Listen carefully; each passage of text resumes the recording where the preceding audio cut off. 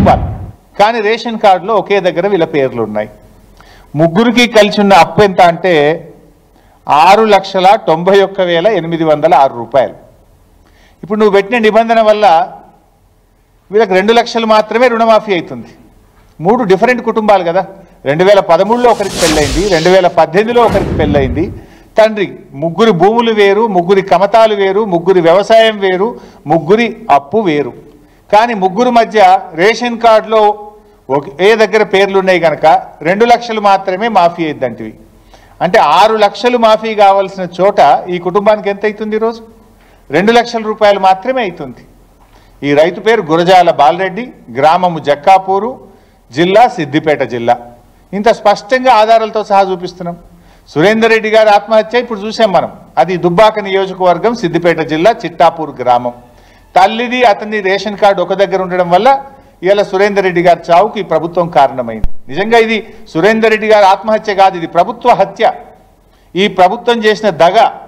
ఇవాళ బాలరెడ్డి గారి కుటుంబంలో 6 లక్షల రుణమాఫీ కావాల్సిన చోట కేవలం 2 లక్షలే అవుతుంది. 4 లక్షల రూపాయలు ఇలా కుటుంబం మీద భారం పడుతుందంటే ఇది ప్రభుత్వం రైతుల్ని దగా చేయడం కాదా? ఇది ప్రభుత్వం రైతుల్ని మోసం చేయడం కాదా అని నేను అడుగుతా ఉన్నా. ఇంకా బాధ ఏంటంటే ఈరోజు రుణమాఫీ విషయంలో మీరు చూస్తే ఎన్ని ఇబ్బందులు ఉన్నాయంటే 31 రకాల సమస్యలు ఉన్నాయండి. ఇవి రుణమాఫీ జరగకపోవడానికి కారణాలు ఏంటి అంటే 31 ప్రాబ్లమ్స్ ఉన్నాయి. ఇందులో అన్ని డీటెయిల్స్ కూడా ఉన్నాయి నా దగ్గర. మేము కింద నేను ఒక శాసనసభ్యుడిగా రివ్యూ చేశాను. అసలు ఏం జరుగుతూ ఉంది అంటే అగ్రికల్చర్ డిపార్ట్మెంట్ వాళ్ళు ఇచ్చిన పేపర్ ఇది. సార్ 31 రకాల సమస్యల వల్ల రుణమాఫీ క్షేత్రస్థాయిలో జరగడం లేదు అన్నారు. అందులో ప్రధానంగా మీరు ఇంకొక గమ్మత్ జిమ్మిక్ ఏం చేసిండ్రు, ఫేజ్ 1 ఫేజ్ 2. ఫేజ్ 1 1,00,000 రూపాయల లోపు మాఫీ, ఫేజ్ 2 1,50,000, ఫేజ్ 3 2 లక్షల లోపు అన్నారు. ఫేజ్ 1 ఫేజ్ 2లోనేమో రైతుల వివరాలు గ్రామాల వారీగా ఇచ్చారు. ఫేజ్ 3కి వచ్చేసరికి బయటపడుతుంది కదా ఎవరికైంది ఎవరు కాలేదు అని చెప్పి మోసం చేయడానికి రైతుల వివరాలు గ్రామాల వారీగా ఇవ్వకుండా బ్యాంకులకు పంపించేసిండ్రు. ఊర్లకు పోతే ఏమవుతుంది? వివరాలు లేవండి, బ్యాంకుకు పోమంటున్నాడు వ్యవసాయ శాఖ అధికారి. వ్యవసాయ శాఖ అధికారుల దగ్గర లిస్ట్ వేయలే వీళ్ళు, ఎందుకంటే వీళ్ళ డొల్లతనం బయటపడుతుంది, ఎవరికి రుణమాఫీ జరగలేదో బయటపడుతుందని. ఫేజ్ 1 ఫేజ్ 2లోనేమో రైతుల వివరాలు గ్రామాల వారీగా ఇచ్చి ఫేజ్ 3కి వచ్చేసరికి బ్యాంకులకు పంపిరు తప్ప ఏఈఓల దగ్గర వివరాలు లేవు. ఇలా రైతు రుణమాఫీ ఎగ్గొట్టడానికి ఈ ప్రభుత్వం 31 సాకులు చూపించింది. 31 సాకుల్లో ఒకటి రేషన్ కార్డుది మీకు సాక్ష్యాధారాలతో సహా చూపించాను. రెండవ కారణం ఫ్యామిలీ. ఇలా ఇది చాలా ఆశ్చర్యకరం నిజంగా, మీరు కూడా వింటే నవ్వుతారు. మా నియోజకవర్గంలో నల్ల మನೆమ్మ, వారి భర్త గారు 2010లో చనిపోయారు. నల్ల మನೆమ్మ గారు నారాయణరావుపేట గ్రామం. ఈ అమ్మగారికి 1,30,000 అప్పు ఉంది బ్యాంకులో, యూబీఐ బ్యాంకులో 1,30,000 అప్పు ఉంది.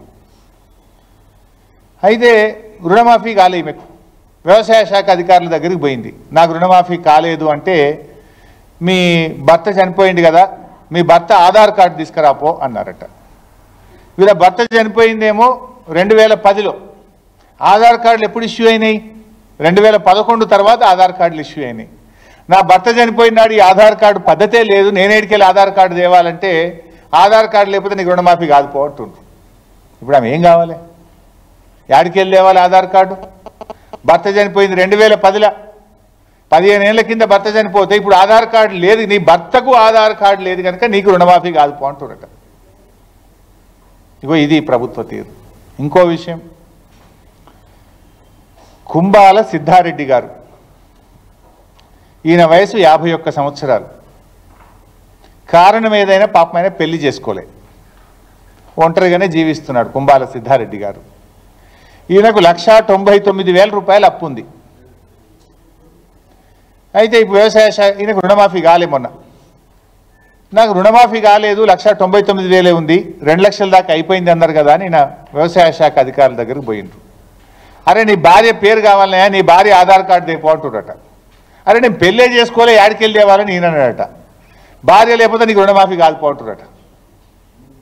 అంటే ఫ్యామిలీని కలపాలి కదా మేము, నీ భార్య ఆధార్ కార్డు లేకపోతే నీకు ఏం పోటీ. ఇప్పుడు 51 ఏళ్ళకి నాకు ఎవడు పిల్లని ఇవ్వాలి, నేను ఎట్లా పెళ్లి చేసుకోవాలి, నేను ఆధార్ కార్డు యాడికెళ్ళి తెత్తున్నా, రుణమాఫీ ఎట్లా కావాలని చెప్పి పాప మా కుంభాల సిద్ధారెడ్డి నా దగ్గరికి వచ్చి ఏడ్చుకుంటూ చెప్పుకున్నాడు.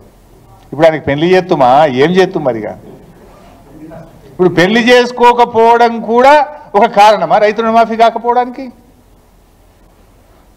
ఇంకొక రైతు, ఇట్లా కొన్ని వందల ఎగ్జాంపుల్ చెప్పగలుగుతాం మీకు నేను.